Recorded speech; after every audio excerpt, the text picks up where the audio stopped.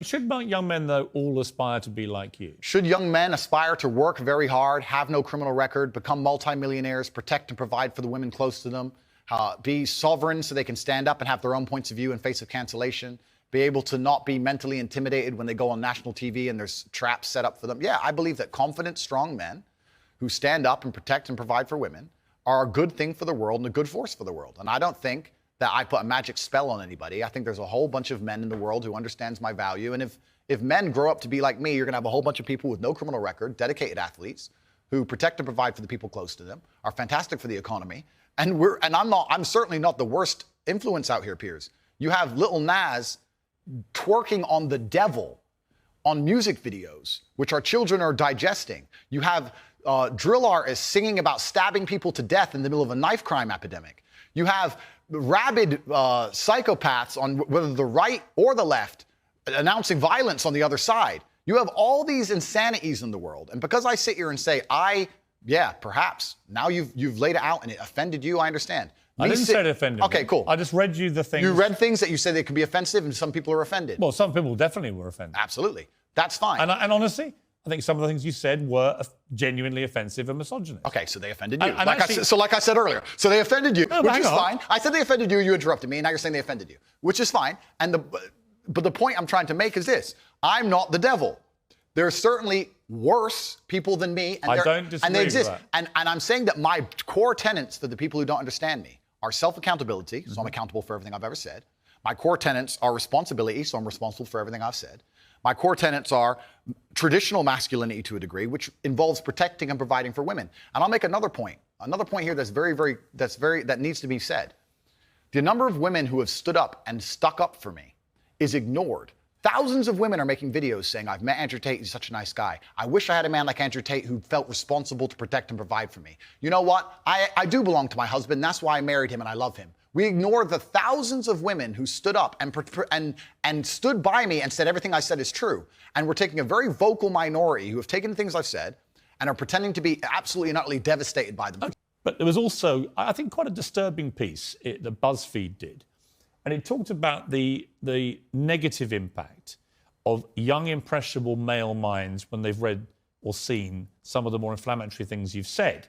And they quoted, for example, Sandy, 22, from Washington. My father's gone from a man who minored in women's studies in college, who was kind and in touch with his emotions, treated all people, men and women around him, with kindness, to a man who says that whenever he sees an effeminate male stranger, he gets an overwhelming urge to murder them. He loves podcasts. He listens to a lot of podcasts. I know he's listened to Andrew Tate. Whoa. Let's stop for a second. Let's be professional here, Piers, because you're a professional, as am I. First, she said, did you say that my father went? She said, my father has gone. Her father. That's a full-grown man, firstly. So we're talking about my impact on children. You just talked about a full-grown man here. Secondly, I've never talked about murdering effeminate men in anything online ever, in any context ever. So I don't know why they have taken some random person I've never met in the world who's full-grown, an adult, and come to their own conclusions who I've never met and lumped his name in with mine.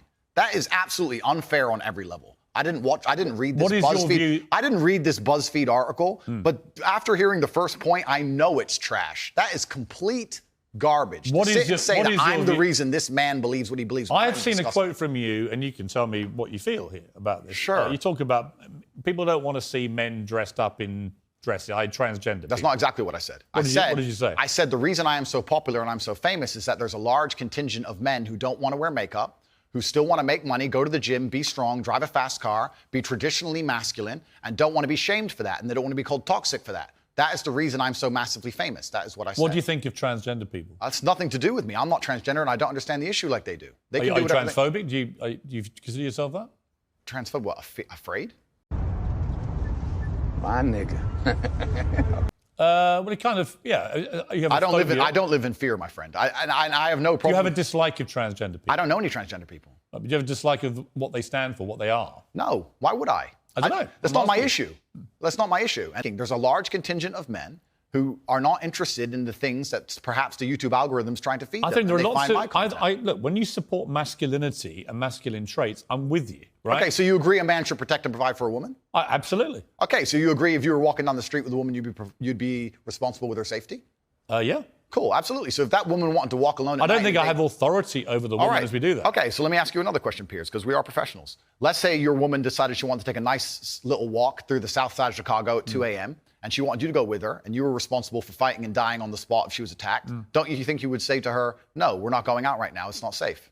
Yes. Okay, so you'd have authority to make the decision. So No, we I agree. wouldn't. So I would say, so I we don't agree. think you should. If she decides to, it's her own volition. Well, if she decides, you're not going to stop her. I have no power to stop her. Completely. But you think you do. No, I don't think I have power to stop her. You clearly do. No, I think I have power to make the decision. I think, no, that's not So sensible. if you have the power to make the decision, you have the power to stop her. No, because And if that's she- where we differ. And that's why I think it's interesting about you. I don't think you really think through what you're saying. I think through what I'm saying Because so carefully. Yeah, but Andrew, what Piers. you've literally just said is that you have the power to stop No, her. I said I don't have the power to stop her. I'm not going to lock her in the room. I'm saying that. So if she wants to go on her own, then she's going to go. then But you as a don't have couple- authority to stop her. Okay, but as a couple, if we're going to sit there and decide if we're going to take this. You late- asked me, would I feel a sense of responsibility for her safety? Absolutely. Agreed. Absolutely. So would let me I finish, have the Piers. power or authority to stop her doing it? No. No, of course not. So let me finish, Piers. You're not going to stop her walking out the hotel. Of course, it's her decision. She's a sovereign individual.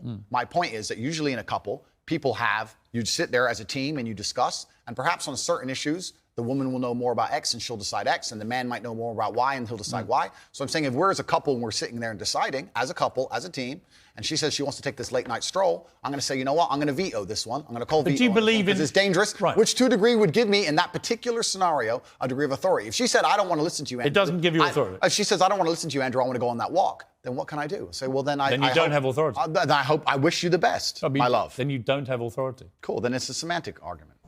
I personally think Andrew dropped the ball on that point. He could easily have said that if he's getting into a traditional marriage where him as the man is expected to perform his traditional duties, such duties which include protection, he has to have a degree of authority over her actions and movements.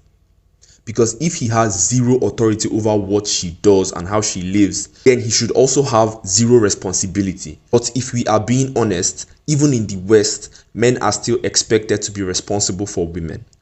The fact that after a divorce, a man is expected to pay alimony to his wife and child support for his kids is enough to let you know that even though the society takes away the power that a man should naturally have in his family and in his marriage, they still leave him with the responsibility. A clinically depressed person has an absolutely proven medical condition that is beyond their control. Not according to me and many others, my friend. Well, look, what do you know about it, honestly? I know You're not from... a doctor, are you? Not trained, are you? I'm not a doctor. You're not a psychiatrist, you're none of those things. If you feel depressed, I disagree that you cannot affect it and change your life and take control and fix yourself and feel happier. I disagree with that. Do you think I refuse to accept that there are people out there who cannot become happy, contented individuals. I refuse to accept we live in a world where God has created people who, no matter how hard they work and how good their life becomes, can't be happy. I don't accept that. I accept that the universe is a very giving place and that God loves all of us. And if you try your best and you work hard, you can become a better person. And I also will argue with you, and I'll counter the point that you sitting here on your platform telling people they have clinical depression, there's nothing they can do about it, is far more dangerous. Okay, well then, if they have clinical depression... Why do you misquote me? No, because I would argue the point that if somebody has depression of any kind, whether it's clinical, whether it exists or not, whether they feel depressed or not, whatever, that taking control of their life, taking personal responsibility and working hard is always going to be the positive, best thing they can possibly do for their life going forward. How and the people positive going is around it? them. So sitting here saying, I don't believe in clinical depression, you don't believe in depression. No, I don't. I believe that people can take control and fight against things. Right. I believe in personal sovereignty. Right. Fine. Good. So we agree. No, we don't. Yes, we do. No, we don't. Piers, you're on my side. You're afraid of being cancelled along with me. Alex Jones said that Sandy Hook didn't happen. It was staged by actors. Okay. This compounded the appalling grief of the families of those poor 20 children who were gunned to pieces by a lunatic with an AR-15 semi-automatic rifle. They were already grief-stricken beyond belief, and this guy poured petrol onto that grief quite deliberately to make a huge amount of money from his InfoWars fake news bullshit. And as a result, a lot of the families have now sued him, and they've won, and he's going to have to pay back tens, maybe hundreds of millions of dollars in damages to these families. And quite right, it won't do anything about the pain he caused them. Some of them actually had people turn up outside their houses with guns because Alex Jones had told them that these parents were making it all up. They were all staged actors. It was all run by the government. So I simply say to you, now I've told you that, what is your view of Alex Jones? I don't see why any of that has to do with me. It's very interesting. I've done the guy's podcast. I know him well. He was professional and courteous to me. When I meet somebody and they show me respect, I show them back respect. That's what I do, as I did with you. You respect him? If somebody shows me respect, I show them respect back. So if Adolf Hitler showed you respect, you'd respect him back? That's a stupid question, Piers. It's not. It's a logical extension of your argument. No, if in 1931 I was walking through Germany and a man come up to me and said, sorry for bumping into you, I'd say, sorry, no problem, mate. I'd show respect back. I don't know, what are you trying to say? That I sanction the Holocaust? You literally just said if somebody respects you, you respect them back I say if somebody shows me respect, I show respect back. That's a good way to go through life. Whoever it is. If somebody shows me respect and is courteous to me, I'm courteous back. Yes. How can you respect somebody who caused such misery and pain to Sandy I have no idea the specifics of the thing you're discussing. I don't understand any of it. Well, I don't know anything about it. You've told me your version of events. 4 times you went on Alex Jones's podcast. Correct. Promoting him, helping him make money. I don't think it was promoting and helping him because... Well, it's his podcast. Well, yeah, but I've been on the podcasts of people who absolutely hate me. I've been on liberal left-wing podcasts. I've been on feminist podcasts. Fine. And no, you just sat here saying I would like you to agree, perhaps we can agree on this point, that I'm not a feminist. I go on feminist podcasts. I do a podcast circuit. You're not a feminist? No, I don't know. What do you think a feminist is? Well, let's not change subject here, Piers. Stay on the subject. You mentioned feminism. Completely. But you're trying to get away from the point because what you did is you're trying to say because I did a podcast, I sanction all of this person's views. And I'm saying I do 5 podcasts a week. I do 5 podcasts a week and I don't sanction 100% the views of any other person on the planet because I'm an individual and he has an individual views, as do you. So I don't know why you're trying to come at me with one of his views and pretend that's something to do with me. Because it's a pretty big view. No, but it's a lame trick, Piers, and you're better than this. So let's move on. You're sitting here, Piers, saying that I'm on uncensored show, and in your intro you said that it's important that we don't have echo chambers and we have varying and that we have varying opinions. Correct. But then you're saying the people you don't like, you wouldn't go on their podcast. No. So you are a hypocrite. No. No. Wait. I will go on anybody's podcast and discuss any point. When did you last go on his podcast? You trying to lump me in and attack me for a person whose podcast I do having a view is absolutely childish. Because I've done a bunch of podcasts with people. I've done a bunch of podcasts with people who are advocating for things that I do not agree with on every single level. In fact, most of my podcasts are me disagreeing with people. So it's completely crazy that you're trying to lump me in with that. That's cheap. That's cheap. I'm here on your show. I'm providing you with content. You're giving me a platform. And nobody's using each other. It's mutual. We don't agree on a whole bunch of issues. That's fine. And here we are. I think we've had a robust exchange. Yeah, just like I've done on nearly every other podcast. And if someone were to come and say to me in the future, there's something, heaven forbid, there's a skeleton in your closet, and someone were to come to me and say, you were on Piers Morgan's show, did you know he's X or he's done X? I would say that's absolutely nothing to do with me. Right. But I make the same point protecting you. I don't know what you do. I don't know your personal life.